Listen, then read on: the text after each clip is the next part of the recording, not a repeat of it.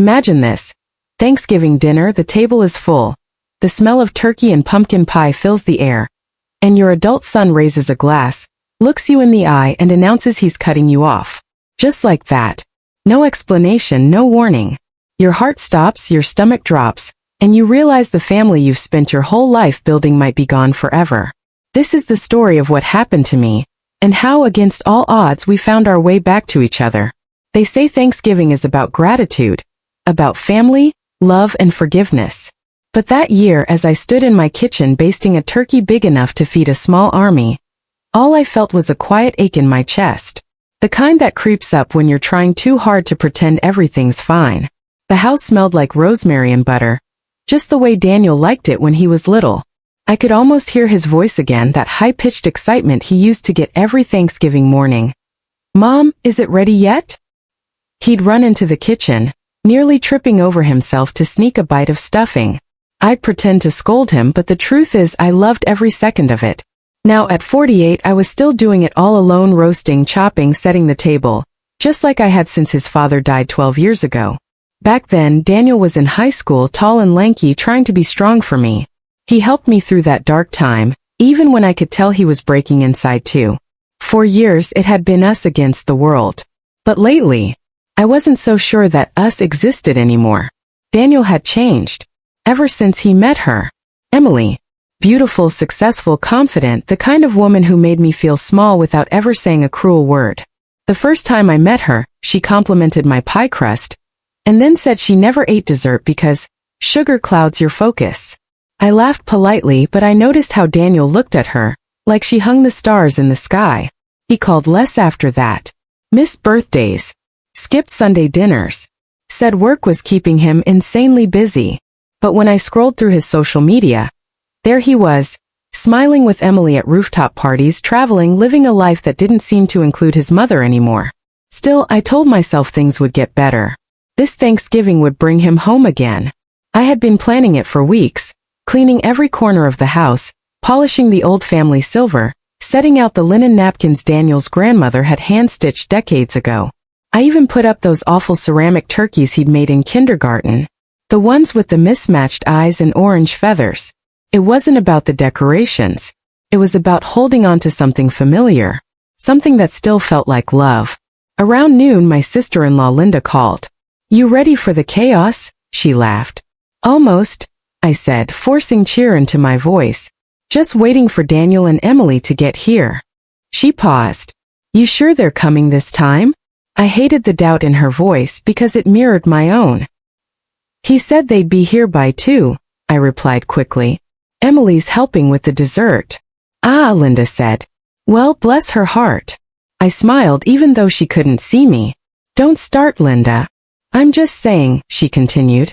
"Some people don't know how to blend families. They just rearrange them." I brushed off her words, but they lingered like smoke in the air. By 1 o'clock, the house was alive again, my brother, his kids, Aunt Rose with her famous green bean casserole, all chattering and laughing in the living room. I could hear the kids arguing about who'd get the wishbone this year. It made me happy, that sound of family. But beneath it all, I kept glancing at the clock. 2 o'clock. 2:30. 3. Still no Daniel. "Maybe they hit traffic," Aunt Rose suggested gently, but I could see the pity in her eyes. Finally, around 3:15, a silver Lexus pulled into the driveway. I wiped my hands on my apron, heart pounding. When Daniel stepped out, my chest tightened. My little boy was gone. In his place stood a man in a tailored coat, phone in hand, eyes darting everywhere except toward me. Emily followed, dressed like she was attending a charity gala. Not Thanksgiving dinner. "Mom," Daniel said, barely brushing my cheek with a kiss. "Sorry we're late. Emily had a call with her investors." Investors? I used to get apologies like, "Sorry Mom, traffic was crazy." Now it was investors. Emily gave me that polite, closed-lipped smile. "Everything smells homemade." "Well, it is," I said with a small laugh. "It's Thanksgiving after all." She nodded, glancing around my modest living room as if taking inventory. "So cozy," she said. "It reminds me of a vintage Airbnb we stayed in once." Daniel chuckled, slipping an arm around her waist. My heart sank. That was the same arm that used to wrap around me when he'd say, "I love you, Mom." But I swallowed the hurt. "Come in, both of you. Dinner's almost ready." As the family greeted them, I could sense the change in energy. Conversations dimmed. My brother gave Daniel a knowing look but said nothing. Aunt Rose offered Emily a plate of appetizers which she declined. "I don't eat before 6. It disrupts digestion." I busied myself with the gravy trying to block out the awkwardness. But from the kitchen doorway I could see them. Daniel scrolling through his phone, Emily whispering in his ear, both of them detached from the rest of us. When I finally called everyone to the table, I told myself it would all smooth out. Family tension always did. We'd laugh, tell stories, and remember why we loved each other. That's what Thanksgiving was for. But something in Daniel's expression made me pause. He looked rehearsed, like a man carrying a secret he didn't want to share. As I placed the turkey in the center of the table, he met my eyes briefly, and then looked away. A strange, cold feeling washed over me. I tried to smile through it. "Let's eat before it gets cold," I said brightly. Everyone clapped and cheered. Emily poured wine. Daniel raised his glass but didn't speak yet. He just stared at the flickering candlelight, his jaw tight. I didn't know it then, but that silence, that one heavy silence, was the sound of my world preparing to fall apart. Because by the time dessert was served, I wouldn't just be losing my appetite. I'd be losing my son. The living room buzzed with the usual Thanksgiving chatter. Football humming on the TV, kids sneaking cookies, Aunt Rose telling the same story about how she once met a celebrity in a grocery store. It should have felt like home, like the cozy chaos that used to make the day special. But that year there was a chill in the air that no fireplace could warm. Daniel and Emily sat together on the couch, their bodies angled away from everyone else. She scrolled on her phone while Daniel nodded absently at whatever his cousin was saying. Every time I looked at him, he looked far away. Not physically, he was right there, but emotionally he was somewhere else entirely. "Danny," Aunt Rose said, cheerful as ever, "you still working at that big tech company? Oh, what's it called again? Quantum something." "Quantum Edge," Daniel replied, not even glancing up. "I'm managing product strategy now." "That sounds important," Aunt Rose said. "You must be making your mama proud." He smiled, but it was small, tight, like the kind of smile you give a stranger. "Yeah, I guess so." My heart twisted. I guess so? When he was a boy, he used to tell everyone I was his hero. I remember one Thanksgiving when he stood on a chair and announced that he wanted to be just like Mom. When he grew up, hardworking, brave, and kind. Everyone laughed and clapped and I nearly cried. Now, sitting across the room from him, I wasn't sure he even remembered that moment. "Emily," my brother said, trying to keep things light, "what do you do again?" "Oh, I'm in consulting," she said smoothly, setting her phone down. "I help companies optimize operations and reduce inefficiencies. I just started my own firm a few months ago." "Wow, impressive," my sister-in-law Linda said, raising an eyebrow. Emily smiled like she'd heard that 1,000 times. "It's a lot of work, but worth it. I'm really passionate about building something new, free from old habits and dependencies."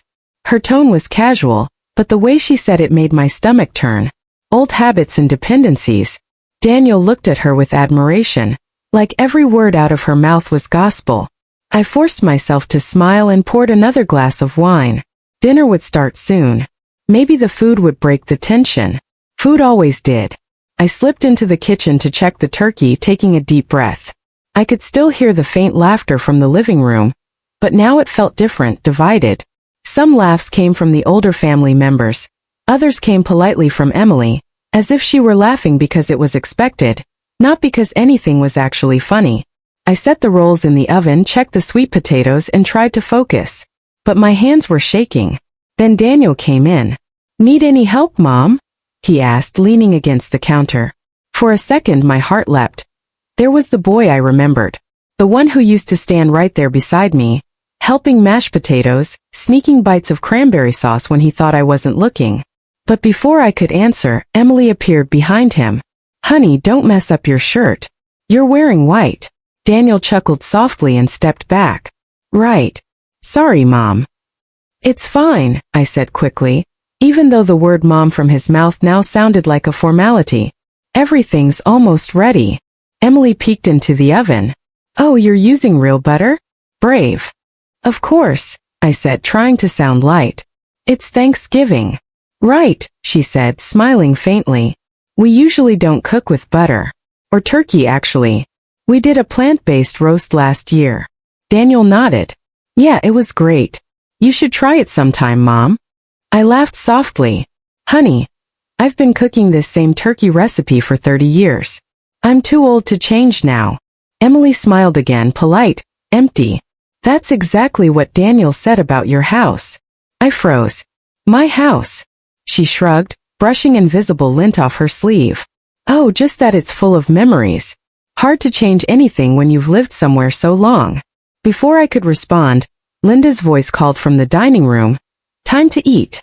I took a deep breath, steadying myself. Let's go. As everyone gathered around the table, I watched Daniel help Emily pull out her chair. A small, elegant gesture that once would have made me proud. Now it only made me feel replaced. The table was beautiful, golden turkey glistening in the center, mashed potatoes steaming, candles flickering softly. Everyone murmured compliments, the kind that come out of habit. But Daniel barely touched his food. So Daniel, my brother said, still thinking about buying a house out here? Or are you two planning to stay in the city? Daniel hesitated. We're actually making some changes soon. Emily jumped in smoothly. Yes, we're simplifying. Trying to prioritize what really matters. Sometimes that means letting go of things that no longer fit our future. The table went quiet. Even the kids stopped talking. I felt every pair of eyes flick toward me. I smiled tightly and reached for my glass. That sounds nice. Growth is good. Emily nodded. Exactly. Sometimes people cling to the past because they're afraid to grow. But real love means knowing when to move on.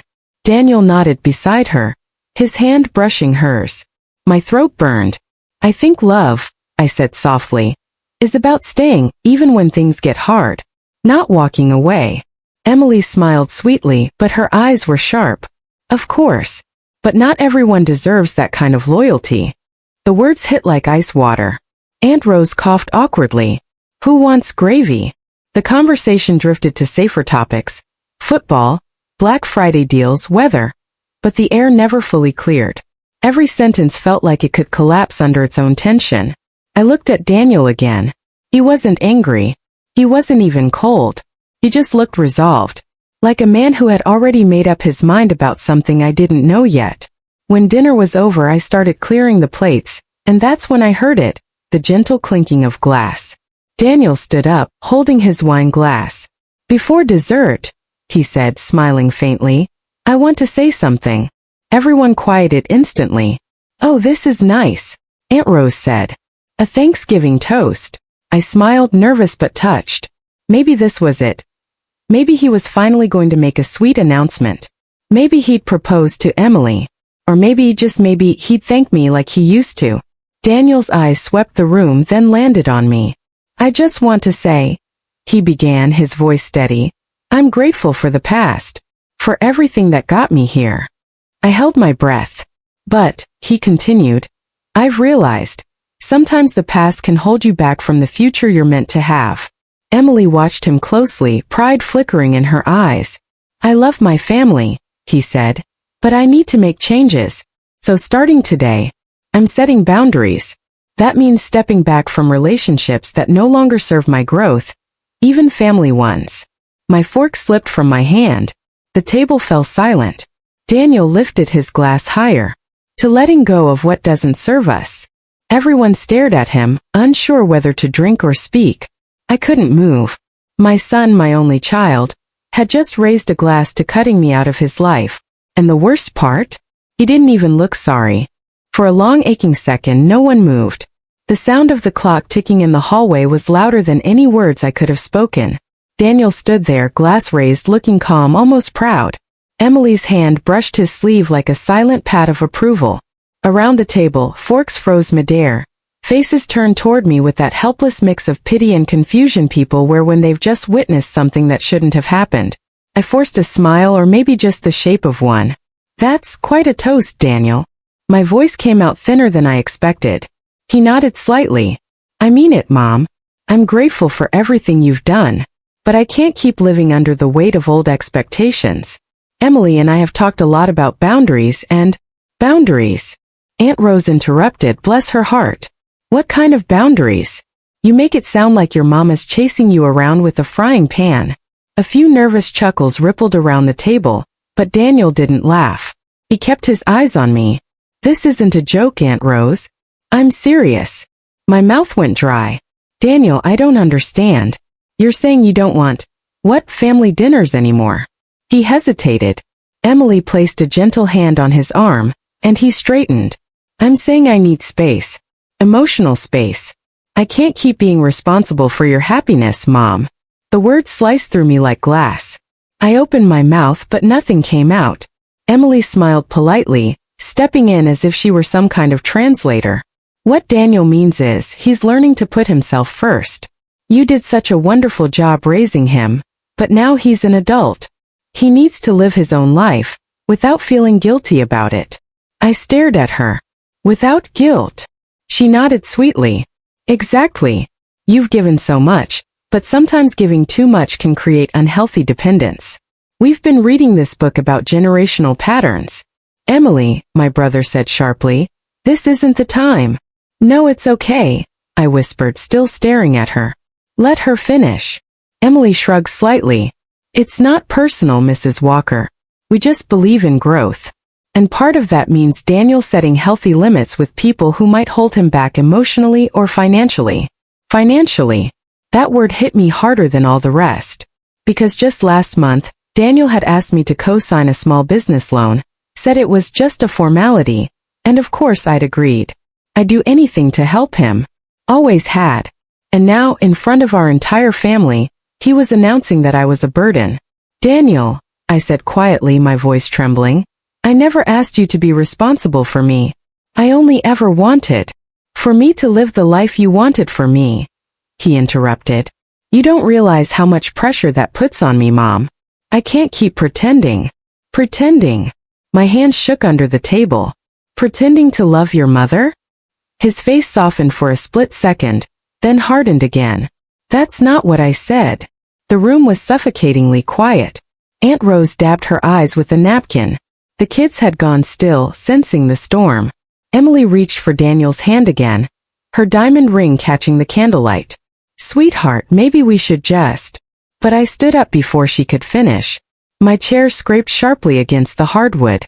No, I said. Please. Don't stop. Clearly, there's more you've been waiting to say. Go ahead. Daniel looked at me, really looked, and for a moment I thought I saw regret. But then he spoke calm and cold. I can't do this anymore, Mom.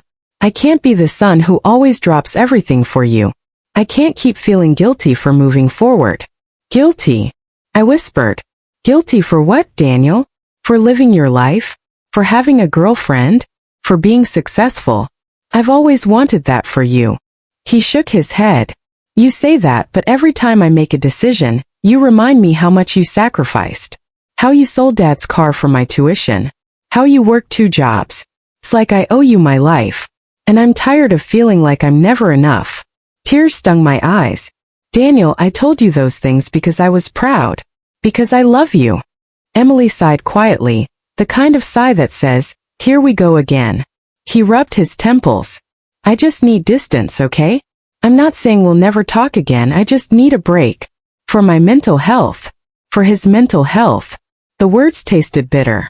I wanted to scream, to ask how cutting off the only person who's ever stood by him could make him healthier. But instead I just sat down slowly because my knees had started to shake. Everyone was silent. Even the candles flickered less brightly. Finally, my sister-in-law Linda broke the silence. Daniel, honey, maybe this isn't the right time for this kind of talk. It's Thanksgiving.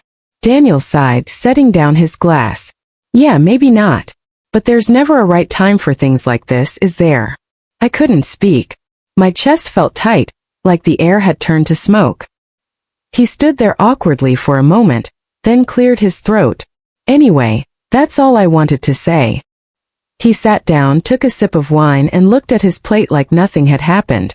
Nothing. Everyone else slowly went back to eating, not because they were hungry, but because no one knew what else to do. Aunt Rose muttered something about the turkey being delicious. The kids whispered. The TV hummed softly from the other room. I stared at my plate until the food blurred. Finally, I stood up again, quieter this time. Excuse me. I walked to the kitchen and closed the door behind me. My hands were trembling so badly I nearly dropped the serving spoon. I pressed them to the counter, staring down at the gravy-stained dishes. Through the small window, I could see Daniel laughing at something Emily said. Just like that, laughing relax-free. My son had just told the world he was cutting me off and he looked relieved. I sank to the floor, my apron crumpling around me. I wanted to cry, but the tears wouldn't come. Not yet. I just sat there in silence, listening to the muffled sounds of forks clinking, of small talk pretending to be normal.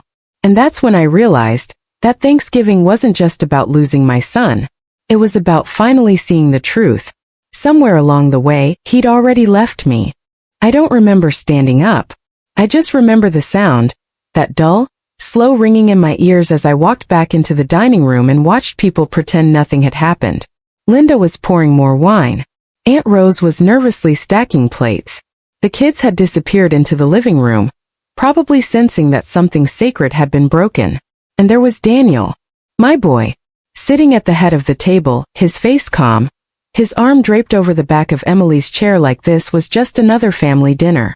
When he saw me, he smiled, that practiced, polite smile people use when they've decided you no longer matter.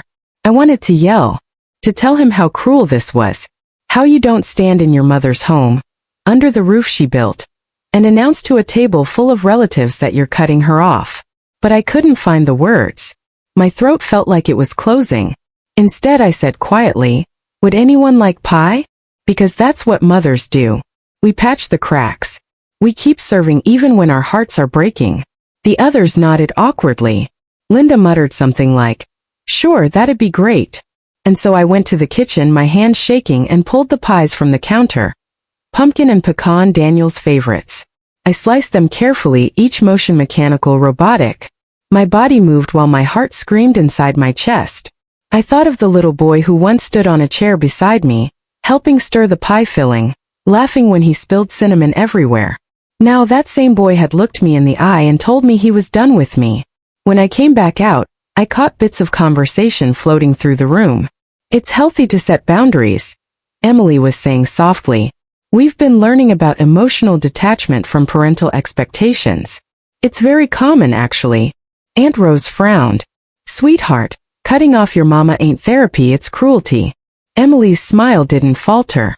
"I understand it sounds harsh, but Daniel needs to focus on his growth. His mother's been very involved. Maybe too involved." I froze.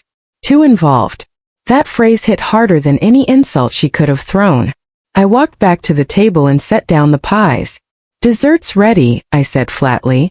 Daniel looked up at me, maybe sensing my tone. "Mom." "No," I interrupted. "Let's just eat." For a few minutes we did. Forks scraped plates. No one spoke. The candles burned low, wax dripping like slow tears. Then, without warning, Daniel stood again. "Actually, I should clarify something," he said, clearing his throat. Linda groaned. "Daniel, honey." He raised a hand. "I just want to make sure there's no misunderstanding. This isn't about anger or resentment. It's just time for me to be independent. Mom, I'm grateful for all you've done, but I can't keep letting guilt run my life." Guilt. There it was again. I looked up at him. "Guilt for what, Daniel?" "For being loved." He sighed. "Mom." "No, please," I said, my voice trembling now. "Tell me, did I ever ask you to pay my bills? To take care of me? To do anything except show up once in a while and call your mother?" He rubbed his temple, the way he used to when he was frustrated as a teenager. "You don't see it, Mom. You use your sacrifices like currency. You remind me how much you gave up for me every chance you get. You make me feel like I owe you my life." The room went still. I opened my mouth, but all that came out was a whisper. "I did give you my life." He didn't flinch. "And now I need mine back." For a moment I thought I might actually pass out. My vision blurred, and I gripped the edge of the table to stay upright. Emily looked uncomfortable for the first time. She reached for his hand.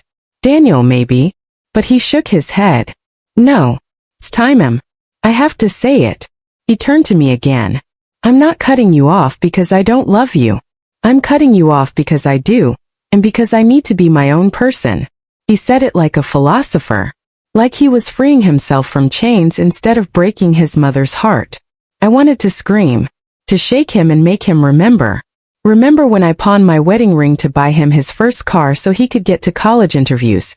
Remember when I worked double shifts in the cold while he slept in a dorm room I could barely afford. Remember the nights I stayed awake waiting for him to text, "I got home safe." Remember how every dream I ever had got folded neatly into his. But I said none of it. Because if I spoke, I knew my voice would shatter. So I sat back down, hands trembling, and whispered, "I hope you find whatever it is you're looking for, Daniel." He blinked, as if the softness in my tone surprised him. "Thanks, Mom." Emily smiled, proud of him, proud of this performance. Then Daniel raised his glass again. "To new beginnings," he said. "To new beginnings," Emily echoed. No one else joined. Linda pushed her plate away, disgusted. Aunt Rose muttered a prayer under her breath. I just stared at the two of them, my son and the woman who had convinced him that love was a cage. They clinked glasses.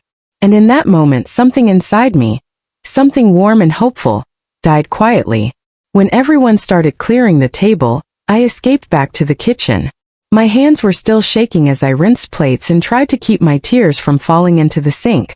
Behind me I heard the muffled sounds of coats being put on, chairs sliding, polite goodbyes. Daniel's voice came closer. "Mom, we're gonna head out. Emily's got an early call tomorrow." I turned, wiping my hands on my apron. "Already?" He nodded. "Yeah, thanks again for dinner. Everything was great. Everything was great."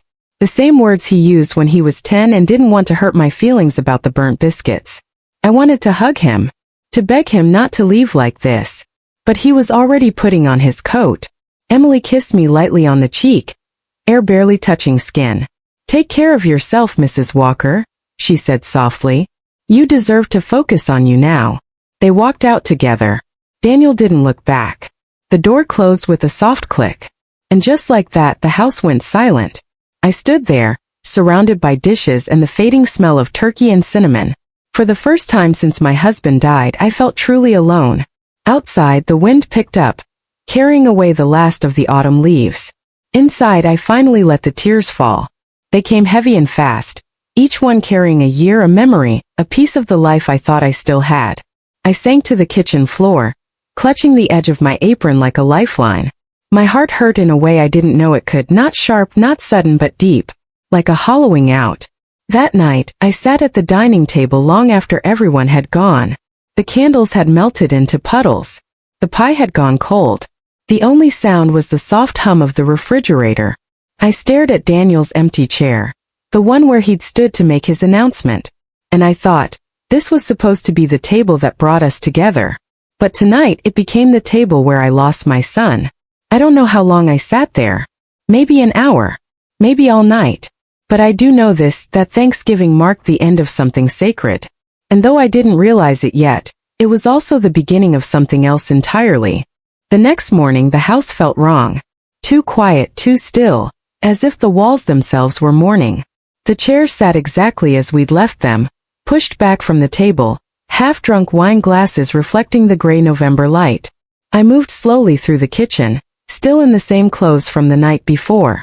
My apron was crumpled, my hair loose around my shoulders. When I reached for my coffee mug, my hand trembled.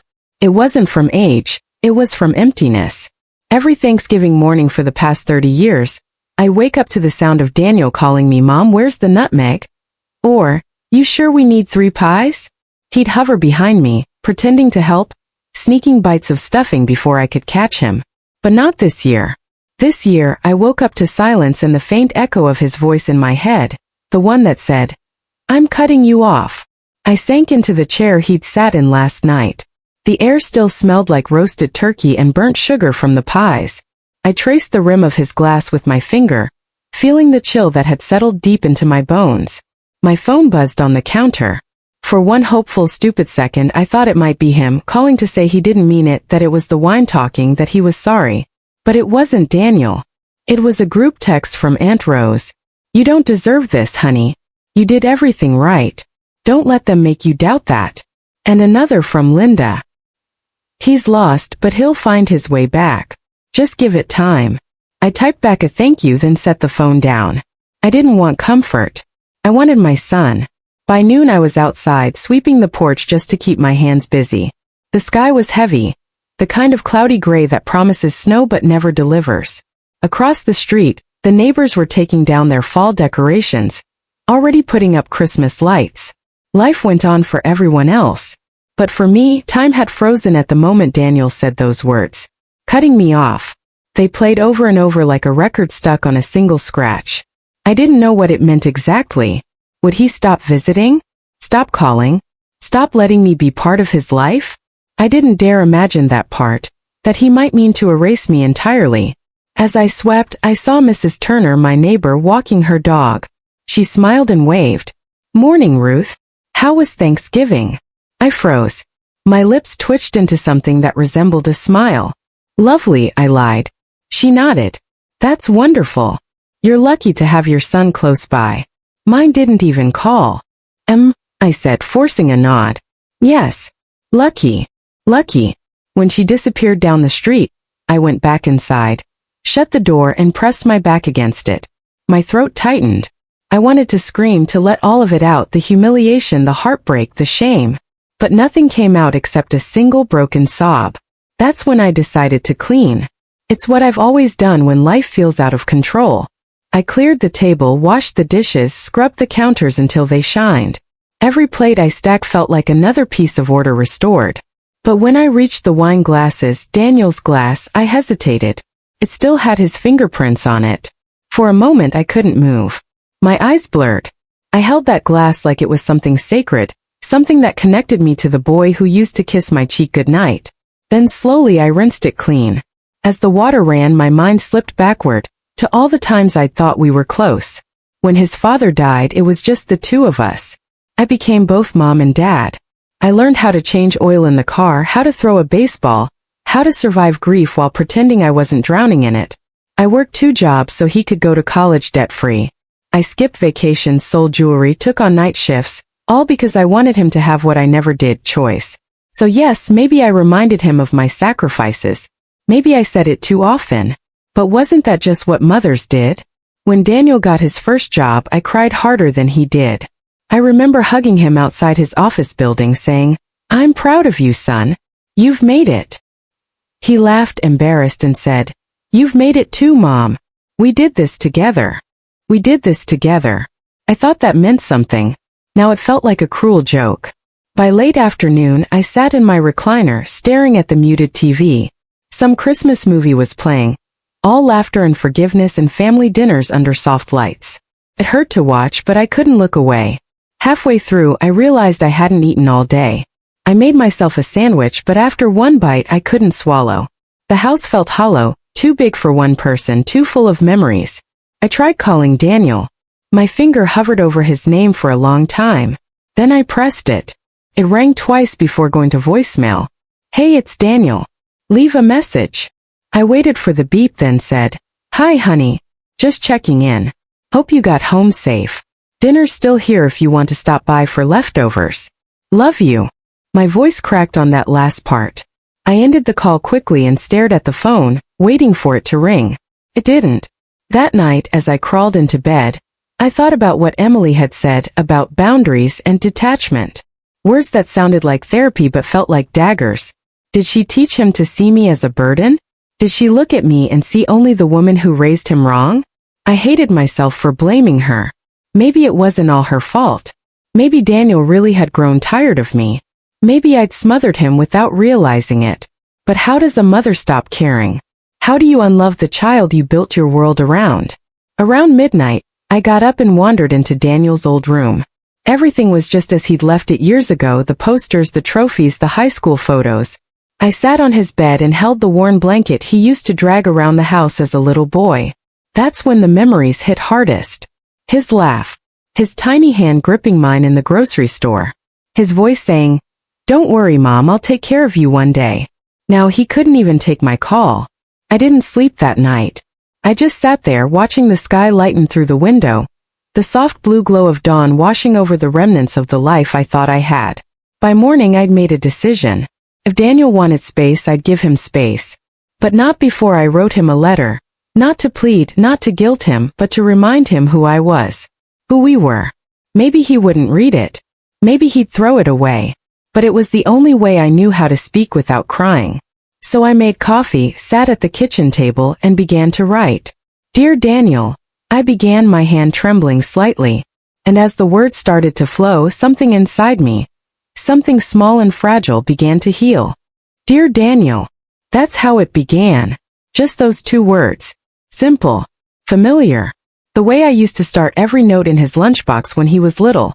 The ones that said things like, "You've got this, champ." Or remember, "I love you more than all the stars." But this time the paper in front of me wasn't meant for a child. It was meant for a man who had decided his mother no longer belonged in his life.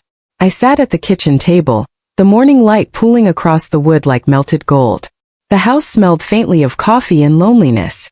My pen hovered for a long moment before I began to write again. Dear Daniel, I don't know if you'll read this, but I need to say what I couldn't say last night. Maybe I didn't deserve that kind of announcement, maybe I did. But I want you to understand that everything I ever did came from love. Not control, not guilt, love. When you were born, I promised myself I would give you everything I never had. And maybe in doing that I gave too much. Maybe I held on too tight. I see now that sometimes, love can feel like a chain when all you want is to fly. If that's what I did to you, I'm sorry. But Daniel, don't confuse love with obligation. I never wanted you to owe me anything. I wanted you to have a mother who showed up. Who fought for you. Who believed in you when the world didn't. That was all. You told me I used my sacrifices like currency. Maybe that's true. Maybe I didn't realize how often I reminded you of what I gave up. But please believe me, I wasn't keeping score. I just didn't want you to forget how much you mattered. Because when your father died, you were all I had left. If cutting me off is what you need to be happy, I'll learn to live with that. But know this, my door will never close. My phone will never stay off. You'll never stop being my son, no matter what words were said at that table. I hope one day you'll understand that love isn't something you outgrow. Changes, yes, but it never disappears. It just waits quietly for the door to open again. Love always, Mom. When I finished, my hand was cramped, and there were tear stains on the paper. I didn't rewrite it. I didn't edit. It needed to stay raw, exactly how I felt. I folded it carefully and slipped it into an envelope. For a long time I just sat there staring at it. The words inside were everything I hadn't been able to say in that moment.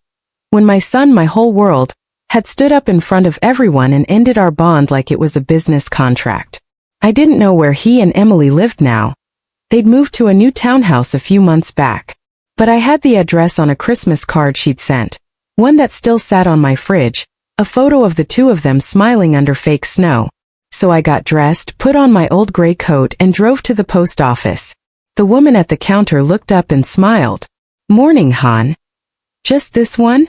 I nodded. Just one. She weighed it, printed the stamp, and said, Family letter? I hesitated. Something like that. She smiled softly. Those are the most important kind. I walked out into the cold November air feeling like I just mailed a piece of my heart. The days that followed were quiet, too quiet. I didn't expect a call or a text right away. I told myself not to check the phone every few hours. But hope is a stubborn thing. It lingers even when you know better. By the 4th day, I'd memorized the sound of my phone's silence. I tried keeping busy. I volunteered at the local food pantry, something I'd always talked about doing but never made time for. I spent hours organizing the basement, sorting through old Christmas decorations and school trophies. That's where I found Daniel's high school Letterman jacket. Still smelled faintly of cologne and grass. I sat on the floor running my fingers over the stitched letters, W, and felt my throat tighten again. I thought about how proud he'd looked the day he made varsity. How he'd waved at me in the bleachers, his smile brighter than the stadium lights. That was before the distance, before the polite phone calls and missed birthdays. Before Emily. I didn't hate her, not really. But I couldn't shake the feeling that she'd been waiting for the right moment to drive a wedge between us. She spoke like a therapist, always analyzing, diagnosing emotions she didn't live through. Still, blaming her was easier than admitting Daniel might have done this all on his own. A week passed. Then another. Still nothing. Then on a Tuesday afternoon the doorbell rang. I wasn't expecting anyone. When I opened the door there was a small package sitting on the step. No return address. My heart jumped. I carried it inside and set it on the kitchen counter. My fingers trembled as I opened it. Inside was a framed photograph, one I hadn't seen in years. It was of Daniel, about 5 years old, sitting on my lap in front of the Christmas tree. He was holding the ornament he'd made in kindergarten, the one with his tiny handprint painted red and green. Beneath the frame, tucked carefully, was a folded note. I unfolded it slowly. "Mom, I got your letter. I've read it more times than I want to admit. I don't know what to say yet. I'm still trying to figure things out. But I didn't want you to think I threw it away. Emily and I are working through some things with my therapist, mostly about boundaries and family. Maybe I handled Thanksgiving badly. I thought I was setting myself free, but maybe I was just running away from the parts of me I didn't understand. You've always been the biggest part of my life. That's hard to untangle. I'm not ready to talk yet. But I wanted you to have this picture. You always said it was your favorite. I guess I wanted you to remember that version of us, before life got so complicated. Love, Daniel." I didn't realize I was crying until I saw a drop fall on the note. He wasn't ready to talk. But he hadn't shut the door completely. He remembered. That was enough for now. I held the picture to my chest and closed my eyes. I could almost feel his small hand on mine again, sticky from candy canes and joy. For the first time since Thanksgiving, I didn't feel entirely broken. I placed the photo on the mantel above the fireplace, right next to his father's old pocket watch, two memories side by side. Then I whispered to no one and everyone at once, "Take your time, son. I'll be here." Winter came fast that year. By mid-December, the world outside my window was dusted white, and the air bit hard against the glass. I spent most evenings by the fireplace, the framed photo Daniel had sent sitting right where I'd placed it, between the candles and the old pocket watch. Every time I looked at it, a small ache bloomed in my chest, but it was softer now. Not the raw bleeding kind. More like a quiet bruise that hurt when pressed but reminded you that healing had started. I hadn't heard from Daniel since the letter and the photo. No calls, no texts. But somehow that single gesture, that small package, had shifted something inside me. It wasn't closure, not even close, but it was a thread. A fragile connection. One snowy Saturday morning, I was coming back from the grocery store when I saw a familiar car parked at the end of my driveway. A white SUV with the same dent in the fender Daniel had refused to get fixed. My heart started racing. I froze for a moment, my shopping bags hanging from my arms. Then I noticed the figure stepping out. Not Daniel. It was Emily. She was wearing a long camel coat, her blonde hair tucked neatly under a wool hat. She looked hesitant, almost out of place against the gray sky. "Mrs. Walker," she said, her voice gentle, cautious. "Emily." I forced a polite smile. "This is a surprise." She nodded, glancing down at her boots. "I know. I should have called first, but I wasn't sure you'd answer." "I would have," I said quietly. "Come in out of the cold." She followed me inside, her heels clicking softly against the hardwood. I noticed she was holding something. A small box wrapped in brown paper and tied with string. "I didn't come to upset you," she said quickly, as if sensing my guard was already up. "I came because I think you deserve to know what's really going on with Daniel." Her tone made my stomach tighten. "Is he okay?" She nodded, but her expression was troubled. "He's trying. But he's struggling, Mrs. Walker. More than he lets on." I gestured toward the living room. "Sit down. Tell me." She perched on the edge of the couch like she wasn't sure she had the right to get comfortable. I sat across from her, the fire crackling between us. Emily took a deep breath. "Daniel's been in therapy for almost a year now. He started after his promotion. You probably didn't know that. He was having panic attacks. Nightmares.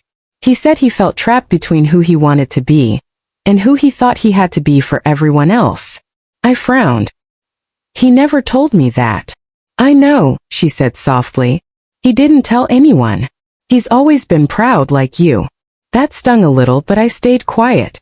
"He told me," she continued, "that growing up he felt responsible for your happiness. Like it was his job to make sure you were okay after his dad died. He loved you so much that he started measuring his worth by how much he could give back to you. And when he couldn't, he felt like he was failing. My throat tightened. I never asked him for that. I believe you, Emily said. But sometimes love gives expectations we never mean to give. Her words sank deep, sharp, painful, true. I remembered all the times I told Daniel, "You're the reason I keep going."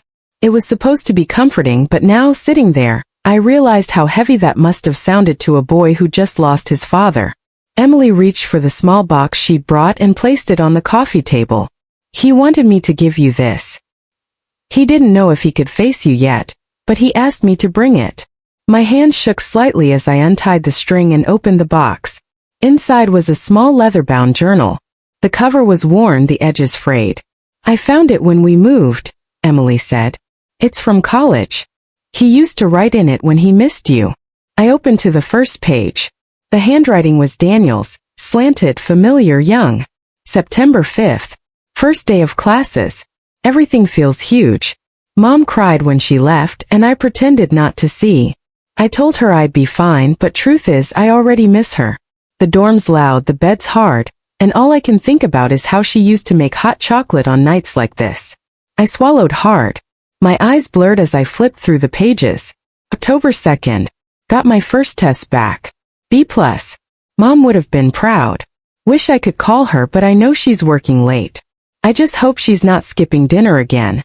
November 23rd. Thanksgiving break. Some of the guys are going home, but I couldn't afford the ticket. Mom said it's okay, that we'll celebrate later. But I know she's alone. I hate it. I hate that she gave me everything and now I can't even be there. I couldn't read anymore. I closed the journal and held it against my chest. "He loved you more than anyone," Emily said quietly. "He still does. But he's learning how to stop confusing love with responsibility. His therapist said it's the only way he'll ever have a real relationship with you again. One that's not built on guilt or obligation." I wiped at my eyes. "You think he'll ever come back?" Emily hesitated, then nodded. "Yes. When he's ready. He's trying to understand the woman behind the mother. The one he never really saw because she was always too busy holding everything together." Her words hung in the air like smoke, warm, haunting. For a long time, neither of us spoke. The fire popped and hissed softly between us. Finally, Emily stood. "I know I've been part of the problem. I didn't mean to come between you two. I just wanted him to breathe. But maybe I didn't see how much I was taking from you too." I looked at her, really looked.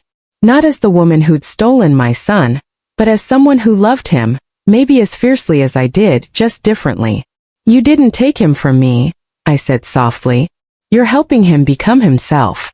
I might not like how it feels, but I understand it now." She smiled weakly. "He'll come around, Mrs. Walker. I promise." When she left, the house was quiet again, but it was a different kind of quiet. Not hollow, not painful. Just waiting. That night, I opened Daniel's journal again. I read every entry, every word. I laughed at some, cried at others. It was like rediscovering him, the boy I raised, the man he was becoming, the bridge between both.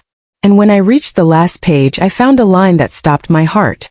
"If I ever forget how much she means to me, I hope she reminds me, even if it hurts." I closed the book and whispered, "You don't have to remember, Daniel. I'll remind you every time you come home." Then, for the first time since Thanksgiving, I slept through the night. It was the last Sunday of December. The kind of day when the world feels suspended between years, holding its breath. Outside, the snow had stopped falling, and the light from the window painted everything in soft silver. I just finished making soup, humming quietly to the radio, when the phone rang. For a second, I almost didn't answer. Lately, every ring had been telemarketers or church reminders. But something, maybe instinct, maybe hope, made me pick it up. "Hello." There was silence. Then, a voice I hadn't heard since Thanksgiving. "Hey, Mom." It was Daniel. My heart nearly stopped. I gripped the counter to steady myself. "Daniel." "Yeah," he said softly. "It's me." For a moment, I couldn't find words. All the things I'd rehearsed, what I'd say if he ever called, how I'd sound calm, not desperate, evaporated. I didn't think I'd hear from you," I finally managed. "I know," he said. "I should have called sooner." I just needed time. There was that word again. Time. The thing that heals and hurts in equal measure. I got your letter, he said. And the journal. Emily told me she came by. She did, I said carefully. She told me a few things too. He sighed. I figured she might. We both went quiet. I could hear the faint sound of wind through the receiver. Maybe from his car. I've been thinking a lot, Daniel said finally. About Thanksgiving. About everything. My throat tightened. Me too. I'm sorry, he said, his voice barely above a whisper. The way I said it, the way I did it. I thought I was setting boundaries, but I was just angry. Angry at myself, not you. Tears welled in my eyes. Why angry at yourself? Because I've spent my whole life trying to be perfect for you, he said, his voice cracking. And when I couldn't keep up, when I started feeling like I wasn't enough, it felt easier to blame you than admit I was scared. Scared of what, honey? Of disappointing you, he said. You always believed in me so much that I couldn't stand the thought of failing you. And when I realized I couldn't keep being that perfect son, I panicked. I thought cutting you off was the only way to stop feeling that pressure. I pressed a hand to my chest. My heart hurt in that deep, familiar way. The ache of understanding coming too late. Oh, Daniel, I whispered. I never needed you to be perfect. I just wanted you to be happy.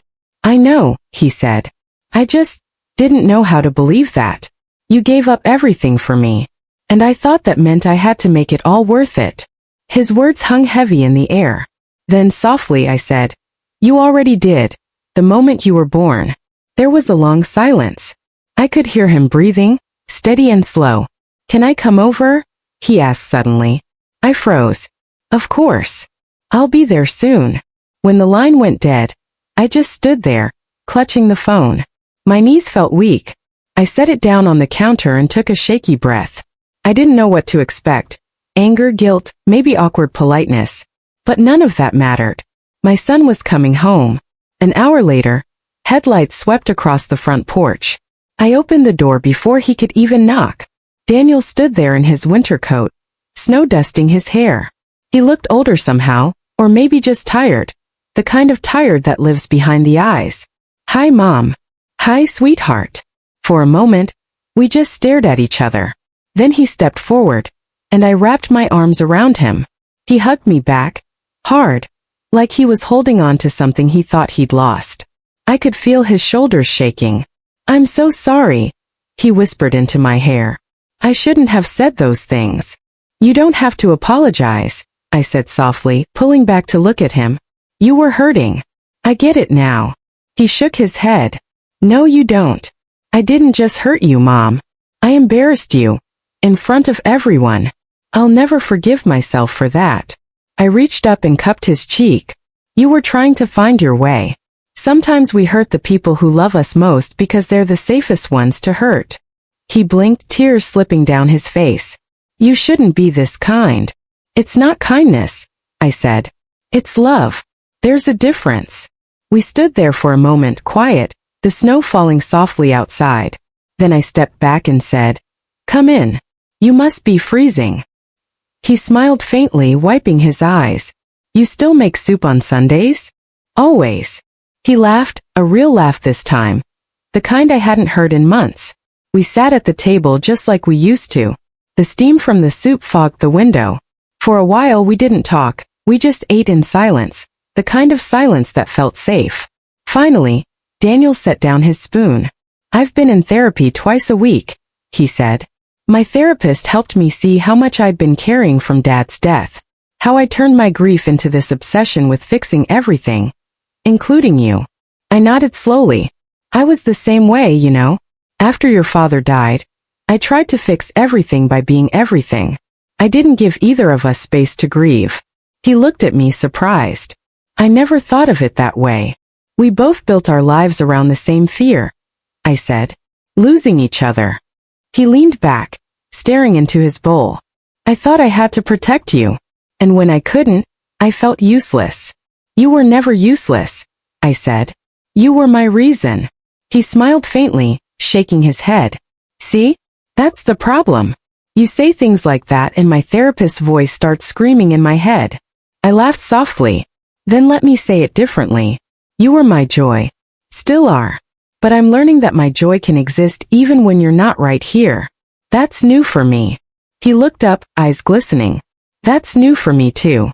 We sat there, the space between us finally free of all the things we'd left unsaid. After dinner, he wandered into the living room. His eyes landed on the framed photo, the one he'd sent. You kept it, he said quietly. Of course I did. He walked over, tracing the edge of the frame. That was the Christmas Dad bought the tree too big for the living room. I laughed. We had to cut off half the top so it wouldn't scrape the ceiling. He smiled. He was so proud of that tree. We stood side by side, watching the flames dance in the fireplace. Then he said something I'll never forget. I think I've spent so long trying to be the man Dad was that I forgot how to be the son you needed. I turned to him, my throat tight. Daniel, your father would be proud of the man you are. The one who's brave enough to face his mistakes. That's all I ever needed. He took my hand. I don't know if I can fix everything right away. You don't have to, I said. We'll start small. One dinner at a time. He smiled.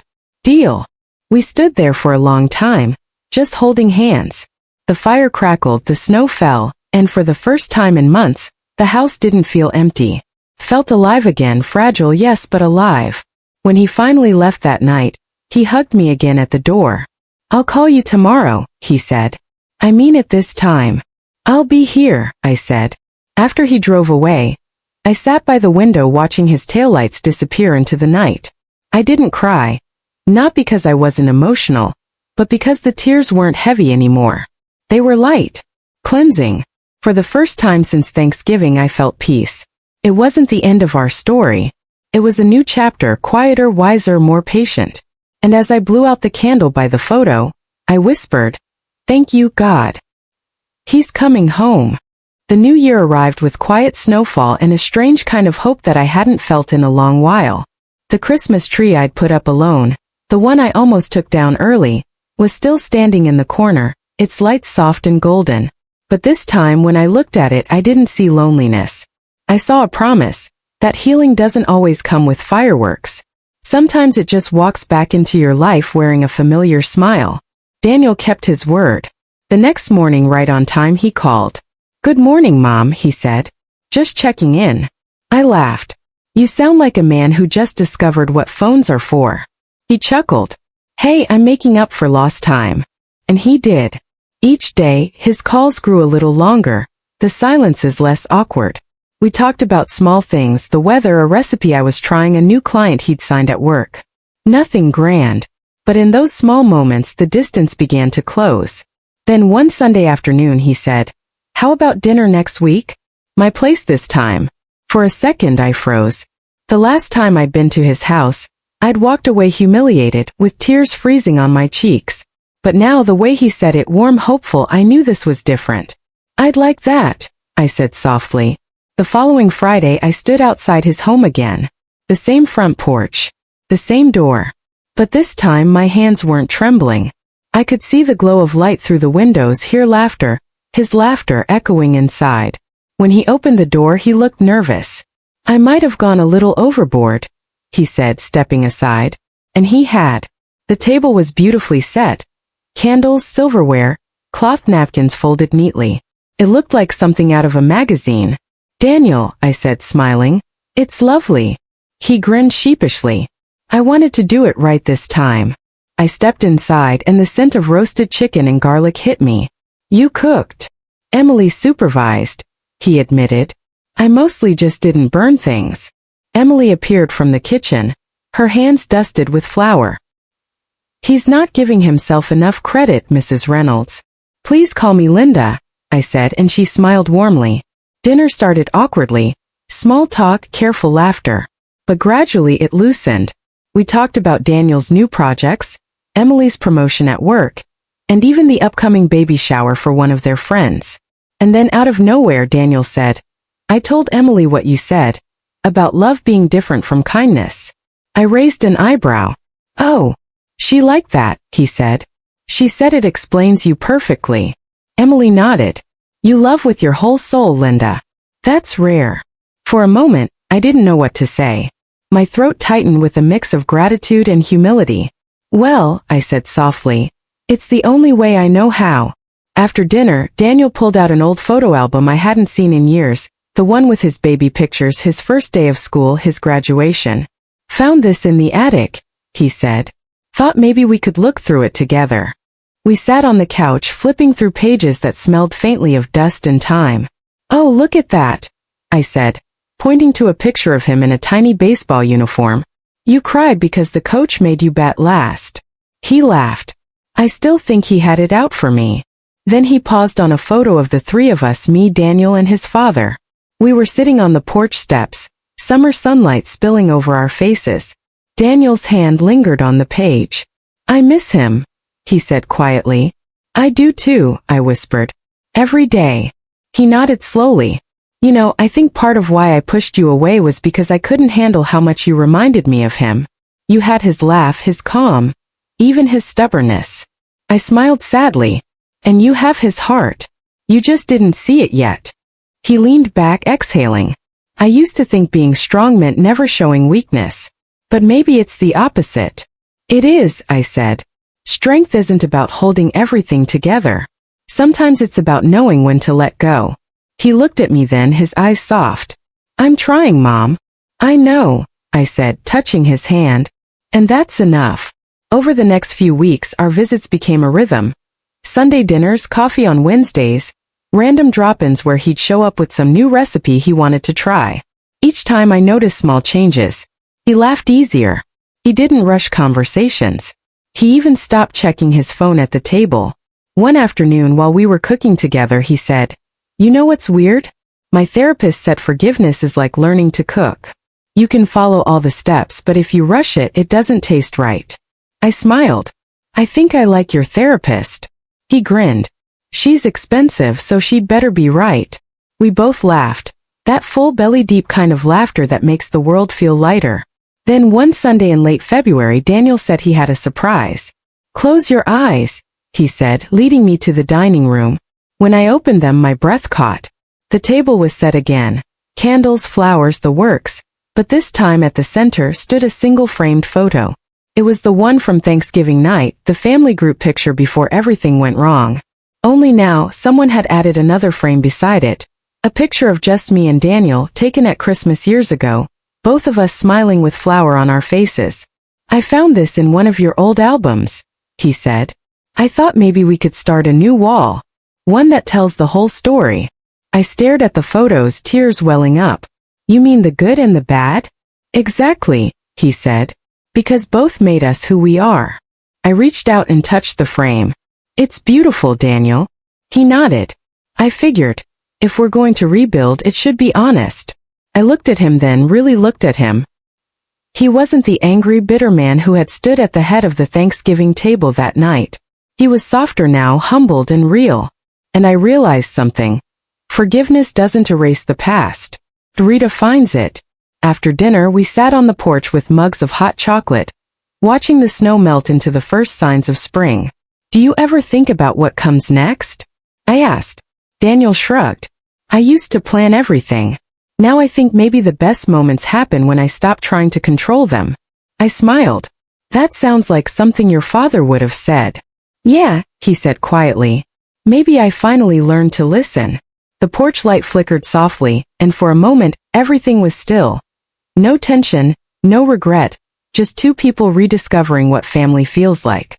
He reached over, squeezed my hand and said, Thank you for not giving up on me. I couldn't, I said. You're my son. He nodded, his voice low. I know that now. When I drove home that night, I didn't feel the ache of loss anymore. I felt something different, something steady and warm. The boy I'd raised had become a man who'd found his way back, not just to me, but to himself. And as I pulled into my driveway, I looked up at the stars and whispered a small prayer, not for things to go back to the way they were, but for the courage to keep moving forward, one healed moment at a time. The following Thanksgiving arrived with the kind of crisp, clear sky that makes the world feel wide and full of possibility. I woke up early, as I always do, the smell of cinnamon and nutmeg already drifting from the kitchen. But this time the house didn't feel empty. It felt alive, warm, full of anticipation, and most importantly, full of hope. Daniel called me as soon as I opened my eyes. "Morning, Mom," he said, his voice steady but soft. "Ready for the grand feast?" I laughed, the sound bubbling out of me like it had decades ago. "Always." He chuckled on the other end. "I'm bringing Emily and someone else." "Oh," I asked, curious.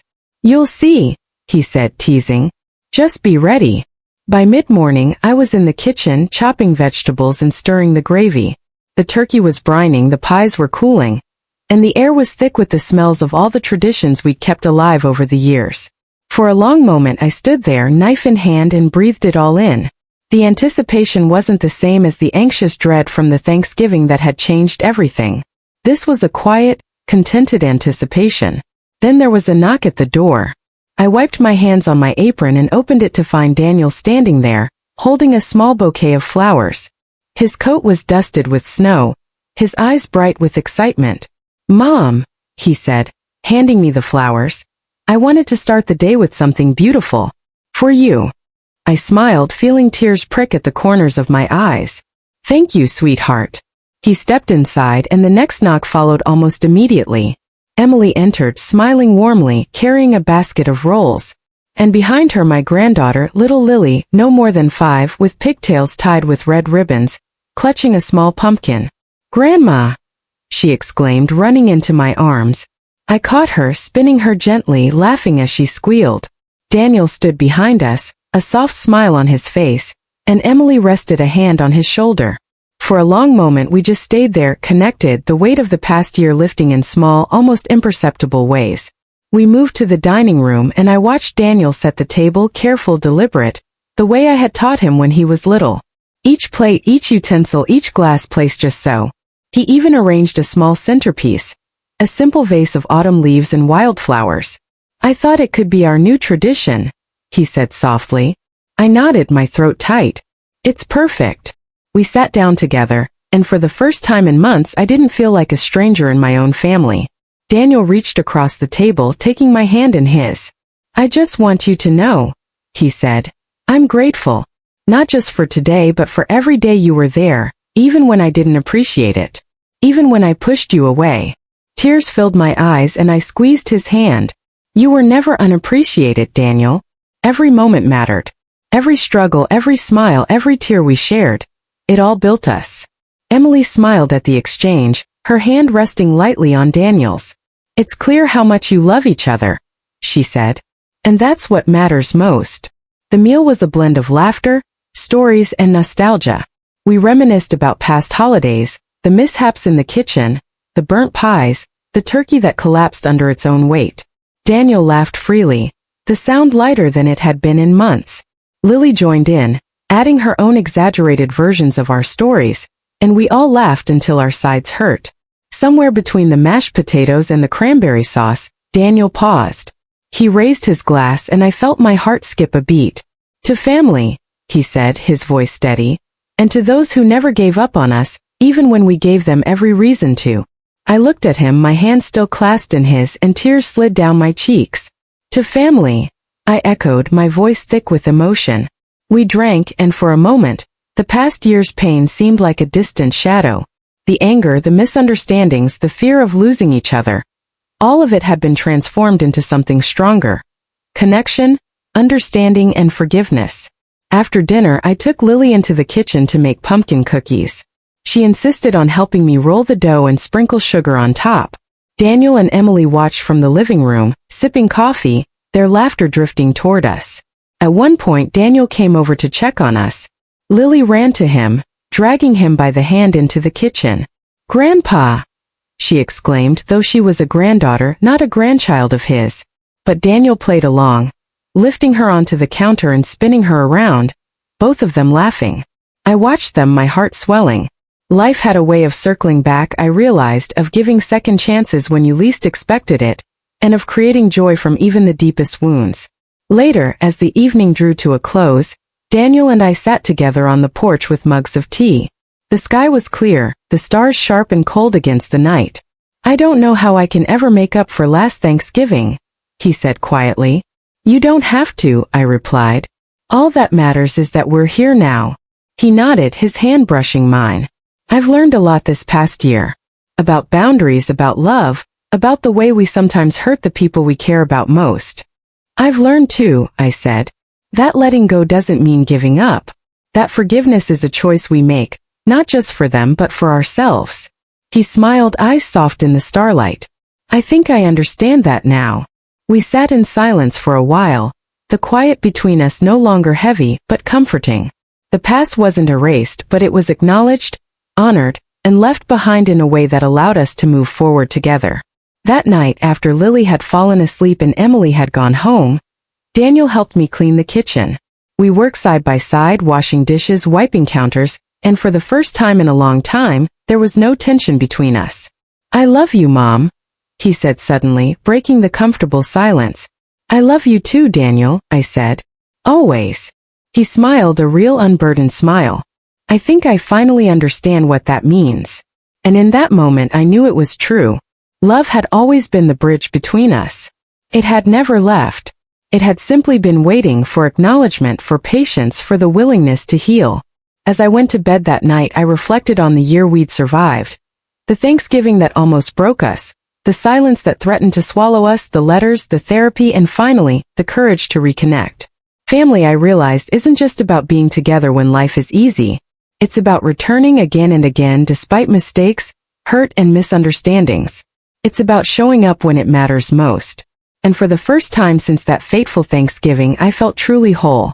Because my son was home. And home, I knew, wasn't just a place. It was where love lived, stubborn, patient, and enduring. If you've ever had a falling out with someone you love, a parent, a child, a friend, this story is proof that it's never too late to start over. Share this story with someone who needs hope, because sometimes, healing starts with just one brave word, one letter, or one hug. And if you want to see more stories like this, hit the subscribe button. Because life is messy, but love is worth it.